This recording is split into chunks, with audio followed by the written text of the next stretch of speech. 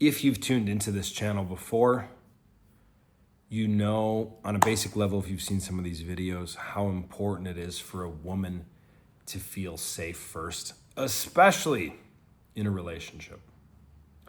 And if you've been like myself or other guys in the past, you learn this, you intellectually understand this. You read about it in a book, maybe The Way of the Superior Man or something like that.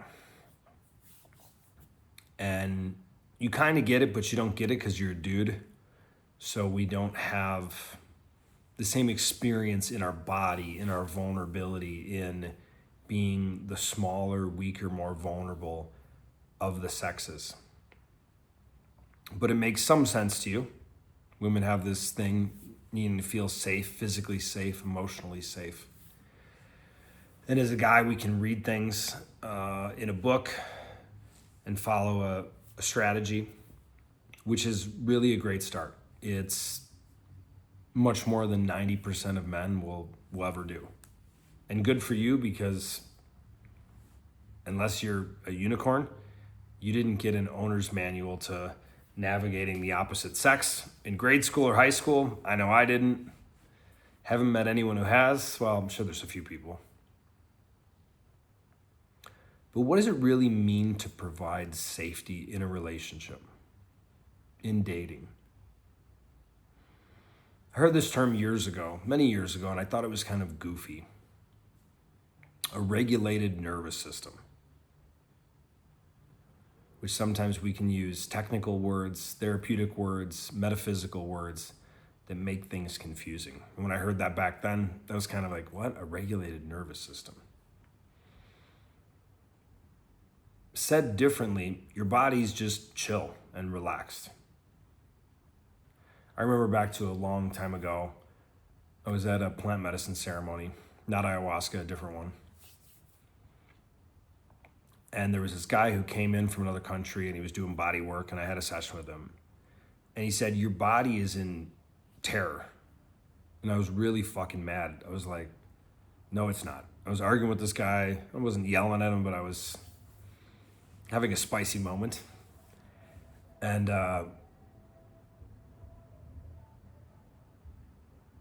told him that kind of I thought that was BS. And I'm like, I've done this many meditations. I've went to this course. I've drank ayahuasca a bunch of times. I've done this. My body's fine. He's like, your nervous system's in terror. I did not believe him. And I had done a lot of work, and I had moved some big things out of my life, emotionally, mentally, spiritually, physically, whatever you want to call it. And I felt, for me, calmer than I'd been. It wasn't until months later, how long was it? Maybe about a year.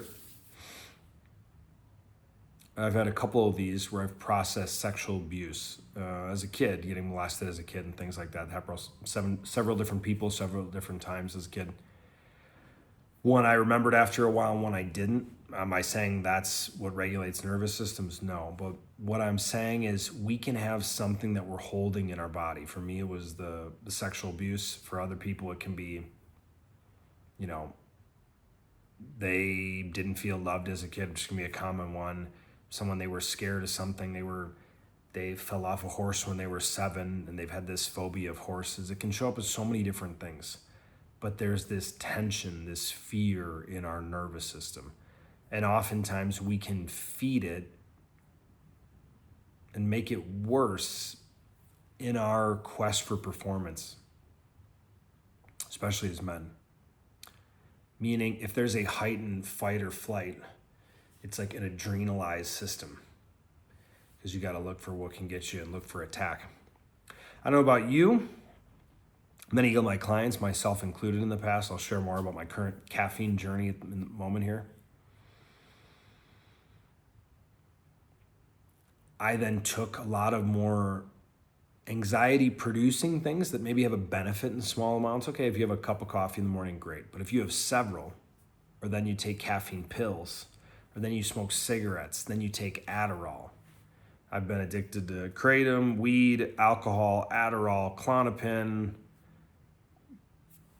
cigarettes. I'm probably missing some. Those are the big ones, though. So we can pursue these stimulating things which, what if anxiety is something that actually keeps you safe from feeling? Again, that might not make intellectual sense, but if something is in your nervous system or in your body that causes you to feel scared or tension, that emotion coming up could bring more emotions through the nervous system. Sadness, rage, crying, many different things. When these things are stuck, it's like a song that you don't like that keeps playing. And the song sucks, but after a while you kind of get used to it because it's just always there.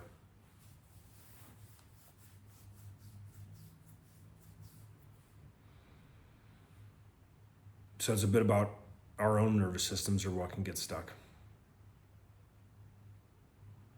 But if we've done these things, if we've read these books, if we've had a creative 7-step process and I read this thing and I intellectually understand that, my girlfriend, my wife has this different thing with needing to feel safe and this and that. And good on you for doing the work, for having the balls and the courage to even investigate that, because a lot of guys won't. They'll just write off women and go, they're all crazy, it doesn't make sense, I don't get it. So it takes a committed man, a real man, a man with heart and definitely in touch with his balls as well to do it. However, it's not a strategy, it's not a book. It's really just you. When you provide safety for you from you, you become a safe person. And as a guy, you can go, I only make, $150,000 a year and I live in Miami. It doesn't go that far, especially after 2020. It doesn't. It goes good enough. Not gonna have a lavish lifestyle in Miami on $1.50. What if financial is only a part of the safety? What if the safety you can bring is the safety of being in peace in your own body? In having a regulated nervous system. Let me describe it in a different way. Imagine if you had an unprocessed pain, trauma, wound, whatever you want to call it. And let's assume it was from, your childhood, before you were 10. And maybe it could be one thing, maybe it was half a dozen things. But they really had this impact. And you don't even know why, you were 6, whatever. But it's like a negative 100,000 of just this energy that's just sucking from the background. Of something in you that you feel unresolved, and even if you don't know it, you kind of know it, but you don't know it because it's always been there. But you've wondered, is there something I got to work on? Is there something I got to heal? You've done things, and maybe it's giving you progress, but not what you want. And then you read a book, plus 100.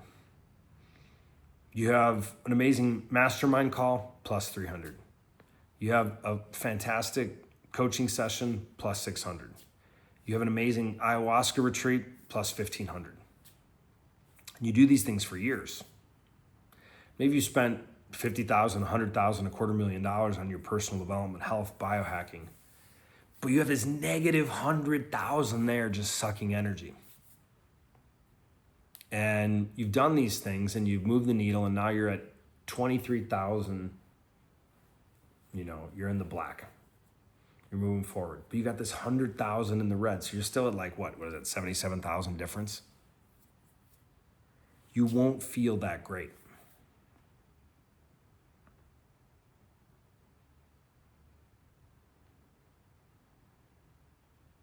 There's still a fear, an angst, a wound in you that hasn't been healed. Can be a great word. Sometimes another one that can be better is alchemized. Had some dog shit experience from life, like a big, fresh, steaming pile of shit. I'm painting the picture of life that's been carrying around. But then you realize when you start to dig through the shit, oh my God, this is actually a gold bar. It is kind of shitty on the outside and it smells, but you can clean it off. When we heal, when we alchemize, when we tame or redirect the dragon that's inside of us, things change. when you feel you're sitting there in my big ass poncho thing I just bought, you can just feel calm and peaceful with you, and sitting into and reflecting and owning that you feel enough. And great, you want more money, great, you want to be in better shape, you should. But you don't need that. You don't need that to feel good enough, to feel chill. And it's something you can't buy. It's something a book won't teach you. It's really doing the deep inner work, which sometimes means facing that dragon, facing that shit.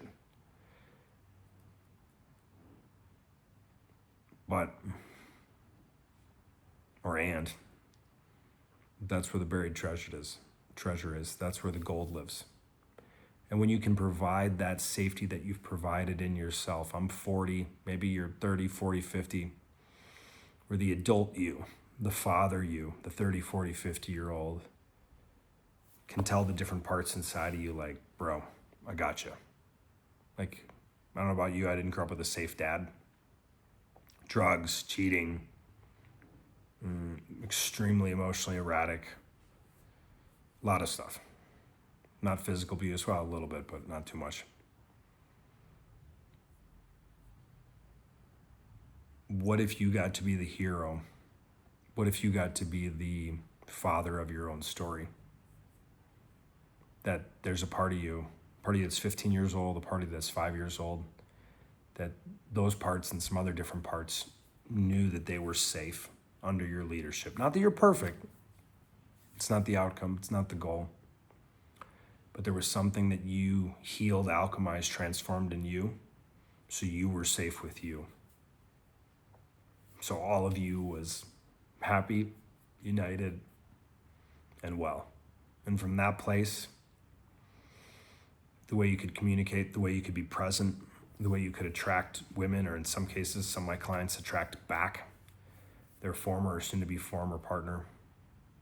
That's power you can't buy. And that's one of the steps, a big one, of what true safety really is and how you can show up safe for yourself, to show up safe for your woman.